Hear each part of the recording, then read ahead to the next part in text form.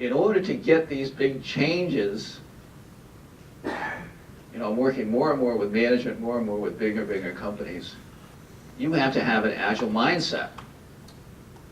So, I'm a West Point graduate. I spent 11 years as a fighter pilot in the Air Force, so I've had some figures that have stuck with me. Sun Tzu was famous for winning a battle without firing a shot.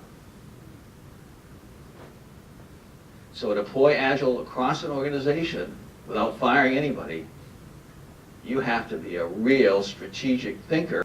When I worked in the banks, I used to run these big waterfall projects in banks. Every day I would come in with my book called The Book of Five Rings.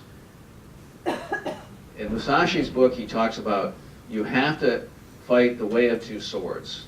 It doesn't matter whether you're a warrior or a carpenter or a software developer. You have to have a short-term strategy to deal with what's in close and a long-term strategy to deal with what's way out there. And you have to do it simultaneously. And your pattern of movement has to be the same whether you're in close or far out. Otherwise, you're going to get confused. So this ability to marshal a short-term and long-term architectural strategy, particularly in software, requires this. I learned from Musashi, and I would read it every morning. I would open up to a random page in his book. I'd read it, and then I would go out and execute what was in the book. I always found every day in the bank a way to do that. The other thing you need as an Agile leader is what von Clausewitz, probably the most famous author of books, at least the ones we studied at West Point. His book on war talks about the fog of war. When bad things start happening, there's a lot of dust and smoke, and people are getting hurt, and communication breaks down, and then it becomes very confusing.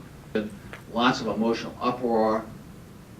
The ability to do that is what allows people to win in environments where things are changing rapidly. And so he was a good lesson. But the most important one for me as a fighter pilot was the world's best fighter pilot, John Boyd. And he had a philosophy he called the OODA loop, observe, orient, decide, act, which he trained all the war colleges in. The Marines have done the best job of implementing the OODA loop. But in our product owner training, we particularly focus on this. The PDCA loop that Nigel talked about is important for the sprint cycle.